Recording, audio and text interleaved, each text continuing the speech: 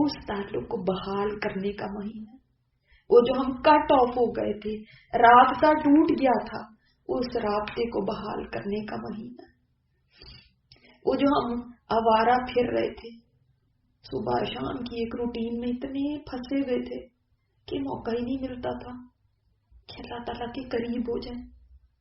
تو یہ رمضان اس لیے آتا ہے کہ اللہ تعالیٰ ہماری بریک لگوا دے کہ بس اب چھوڑ دو، آ جاؤ میری طرف. تم نے ناتا توڑا ہوا تھا اتنے دنوں سے، تو آ جاؤ میری طرف. وہ اتنے پیارے طریقے سے بلاتا ہے، اتنی محبت سے انسان کو کھینچ کے اپنے قریب کر لیتا ہے. یہ میں کیسے کہہ رہی ہوں؟ کیا دلیل ہے اس کی؟ آپ یہ دیکھیں کتنی بڑی دلیل ہے.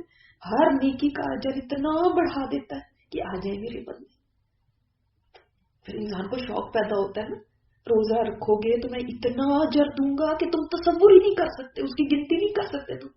جب میرے پاس آؤ گے نا تب میں تمہیں بتاؤں گا کہ میں کتنا بڑا تمہیں ریوارڈ دیتا ہوں. فرض ادا کرو گے نا تو 70 گنا اس کا اجر بڑھا دوں گا، 70 سے ملٹیپلائی کر دوں گا. نفل پڑھو گے نا فرضوں کے برابر اس کو گن کے رکھوں گا. قیام اللیل کرو گے نا تو پچھلے سارے گناہ بخش دوں گا.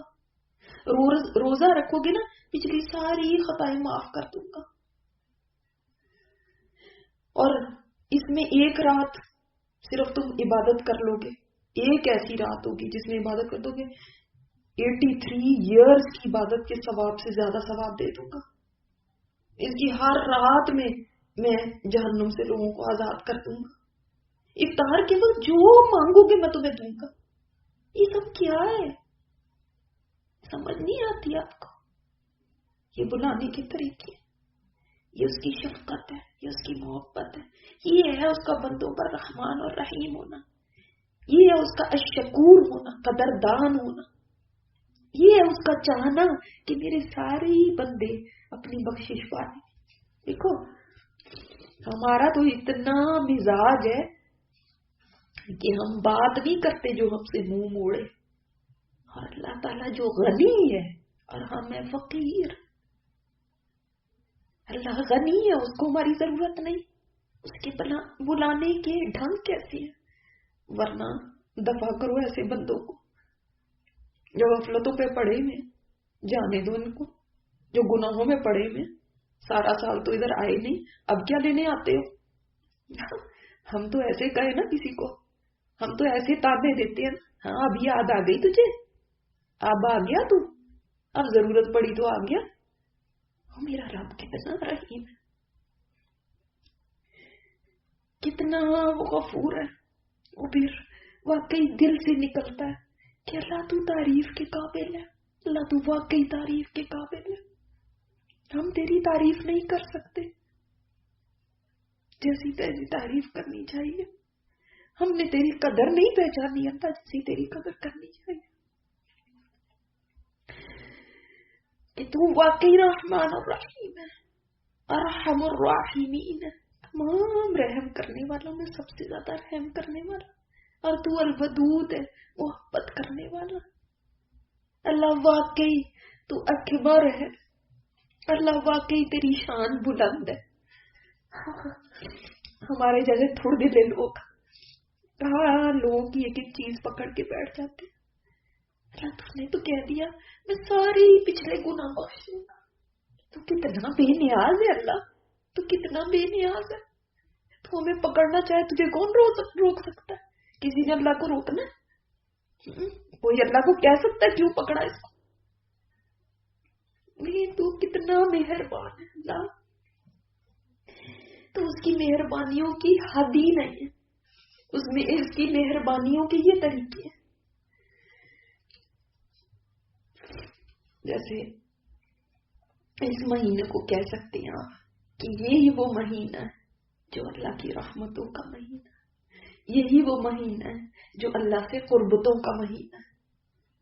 اسی لیے فرمایا نا فَفِرُّوا إِلَى اللَّهِ، تو یہ اللہ کی طرف دوڑ کے آ جانے کا مہینہ ہے.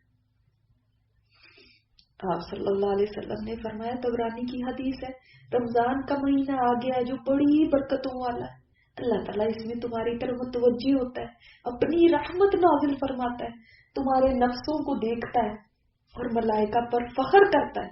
بس اللہ کو اپنی نیکی دکھاؤ. بد نصیب ہے وہ شخص جو اس مہینے میں بھی اللہ کی رحمت سے محروم رہ گیا. تو اللہ ہمیں دیکھتا ہے اور ملائکہ پہ فخر کرتا ہے، دیکھو میرے بندوں کو، میرے لیے بھوکے پیاسے رہتے ہیں. تو یہ وہ مہینہ ہے کہ جس کے اندر ہم نے اللہ کی طرف دوڑنا ہے. یہ مہینہ وہ مہینہ جو جہنم سے ہمیں آزادی دلا سکتا ہے، کیونکہ اس کی ہر رات اللہ تعالیٰ ان لوگوں کو جن کا نام جہنم والوں میں لکھ دیا جا چکا تھا ان کو جہنم سے آزاد کر دیتا. اور دنیا میں بھی آپ دیکھیں کوئی کسی کو آزاد کر دینا تو پھر اس کو غلام نہیں بناتا. تو اللہ تعالیٰ کی رحمت سے امید ہے کہ جس کو وہ ایک دفعہ آزاد کر دے گا پھر اس کو جہنم میں نہیں ڈالے گا. ایک بدو نے ایک عجیب دعا کی، کہنے لگا ہے اللہ تو نے تو غلاموں کو آزاد کرنے کا حکم دیا، تو ہم بھی تیرے غلام ہیں، تو تم ہمیں بھی جہنم کی آگ سے آزاد کر دے. تو چلے ہم بھی یہ دعا کرتے ہیں کہ اللہ ہم بھی تیری بندیاں ہیں، تو بہت زیادہ کمزور، میں تو کہتی ہوں میں تو سب سے ہی زیادہ کمزور ترین تیری بندی. تو اللہ تو نے ہمیں حکم دیا ہے کہ کمزوروں کے ساتھ اچھا سلوک کرو. تو اللہ تو ہمارے ساتھ اچھا سلوک کرنا، ہماری کمزوری پہ رحم کر کے. ہم بھی کمزوروں پہ ترس کھاتے ہیں. ہمارے سامنے کوئی کمزور آ جاتا ہے، کوئی ضعیف آ جاتا ہے تو ہم اس کے پر رحم کھا لیتے ہیں. ہم کہتے ہیں چھوڑو اس کو، یہ تو کمزور سا ہے، مسکین سا ہے. تو اللہ تو ارحم الراحمین ہے. عبداللہ بن مبارک بہت بڑے محدث تھے، بڑی حدیثیں انہوں نے لکھی، مگر موت کے وقت اپنا گال زمین پہ رگڑتے ہیں اور دعا کرتے ہیں اللہ عبداللہ کے بڑھاپے پر رحم کرنا. یہ نہیں فرماتے کہ اللہ میں نے اتنی تیرے دین کی خدمت کی ہے تو مجھ پہ رحم کر دینا، کہتے میرے بڑھاپے پہ رحم کرنا. کیونکہ بادشاہ بھی اپنے بوڑھے غلاموں پہ رحم کھا لیتا ہے کہ ساری زندگی اس نے خدمت کی ہے تو اس کو آزاد کر دیتا ہوں. تو اللہ تو جو سب رحم کرنے والوں میں سب سے زیادہ رحم کرنے والا ہے، تو مجھے جہنم سے آزاد کر دے.